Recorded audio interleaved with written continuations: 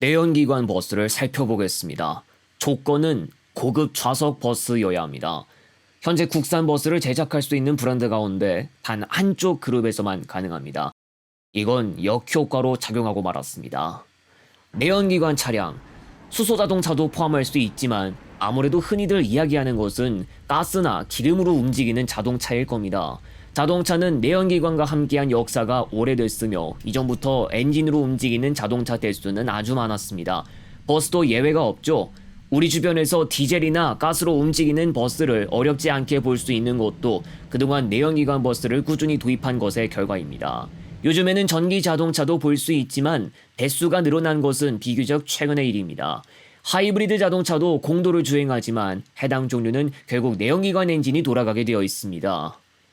우리나라에서 버스를 제작하는 기업은 반조림만을 취급하는 곳을 제외하면 현대기아로 대표되는 현대자동차 그룹이나 KGM, 우진산전이 존재합니다. 대우버스도 아직 운행하는 모습을 볼 수는 있지만 이미 국내 공장 정리 수순을 밟고 국산으로 도입할 방법이 막혔습니다. 대우버스를 도입했던 곳이 다른 브랜드 버스를 도입한 곳도 해당 연료에 있습니다. 국내에서 버스를 제작하는 브랜드가 4곳이기 때문에 표면적으로는 한 곳에만 의존되는 형태가 아니라고 할 수 있습니다.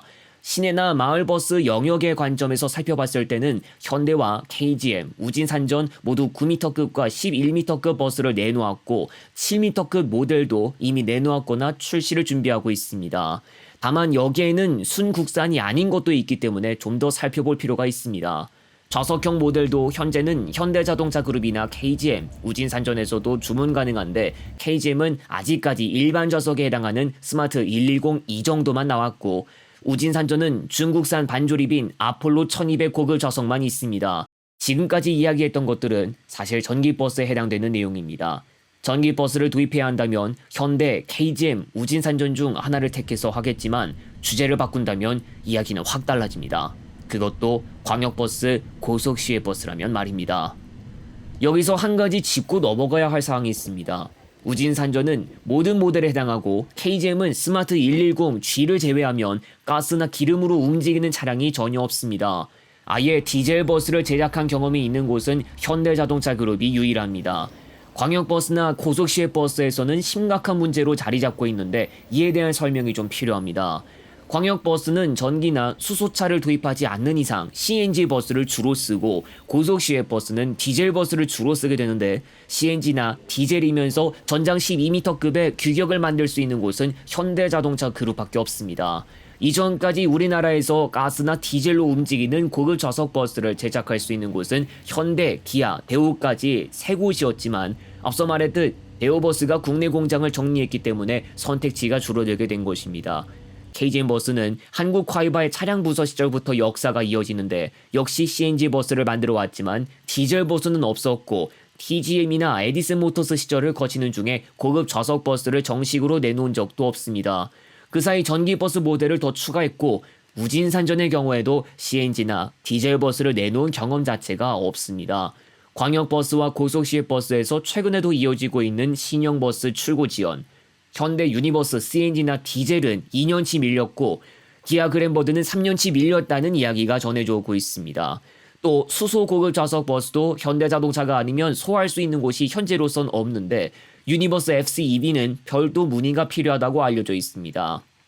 브랜드 자체는 KGM이나 우진산전도 볼 수 있지만 결과적으로 이 브랜드들은 디젤 버스를 내놓지 않았으며 대우버스의 국내 공장 정리까지 겹친 이후 현대자동차 그룹으로의 사실상의 의존성은 피할 수 없었습니다. 광역버스는 얼마 전 경기도의 한 운수사에서 KGM 모델을 들였다는 이야기가 전해졌지만 순전기인데다 애초부터 코치형으로 쓰는 것이 아니었다는 점을 감안해야 합니다.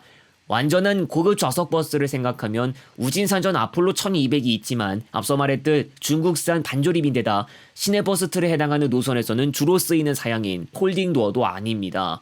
전기버스를 위한 충전소가 이제는 좀 늘었다고 해도 인천을 제외하면 광역버스 용도로 도입한 곳이 단 한 곳도 없었고 아폴로 1200과 마찬가지로 반조립인 범한 자동차의 모델도 전국에서 소수만 광역버스로 운행합니다. 벌써부터 순국산 고급 좌석버스를 찾으려고 하면 현대자동차 그룹밖에 선택지가 없게 된 것입니다. 고속시외 버스의 경우에는 조건이 좀 더 까다로워지는데 운행거리 100km도 안 되는 노선도 있는가 하면 300 수십 킬로미터는 물론 심하면 400km 이상인 노선도 있는 것이 고속시외 버스입니다. 버스는 하루에 편도 한 차례 운행만 하고 끝날 것이 아니라 장거리라도 왕복 1회 이상은 하게 됩니다. 스카이웰 12m급 전기버스마저도 왜 단거리에서만 운행하는지에 대해서는 최대 주행 가능 거리에 대한 문제도 있겠지만 난방 가동 시 차량 운행거리 효율이 떨어지고 일반적인 내연기관 차량보다 더 길게 충분한 시간을 들여 충전해야 하는 전기차의 단점이 존재한다고 말할 수 있을 정도입니다. 편도 한 차례 운행을 끝내고 왕편 운행을 준비해야 하는데 배터리 잔량이 모자라다면 곤란해집니다. 고속시외 버스 차량은 필요에 따라 장거리까지 고루고루 운행할 수 있으며 중간에 노선 이동을 하는 식으로 지역이 달라질 수도 있습니다. 수소 고급 좌석 버스는 올해 들어서야 최대 주행 가능 거리 960km까지 늘렸다고 하지만 아직도 숙제가 남았습니다. 수소 연료를 채우기 위한 충전소가 아직 전국 곳곳에 고루고루 분포하진 않습니다. 충전소를 건립하기 위한 조건이나 환경은 꽤 까다로운 편인 것으로 알려져 있습니다. 아직도 고속시외 버스는 제반 환경 자체가 디젤 버스를 써야 하는데 현대자동차 그룹 모델의 출고 지연 때문에 몸살을 앓고 있습니다.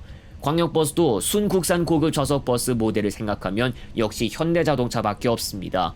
심지어는 2층 버스도 KGM이나 우진산전에서는 내놓지 못했습니다. 지금 이 문제는 장기간 이어져 왔습니다. 만일 수입산 버스를 쓴다면 어떨까? 사실 엄밀히 말하자면 수입산 버스는 지금도 쓰고 있습니다. 그것이 바로 하이거나 스카이웰 단층 전기 버스인데 일부 광역버스 노선에서 운행하거나 전북 지역에서는 단거리 시외버스 노선에서 쓰이고 있습니다. 아예 유럽산 모델까지 쓸 수 있게 하면 어떨까 하겠지만 여기엔 조건이 있습니다.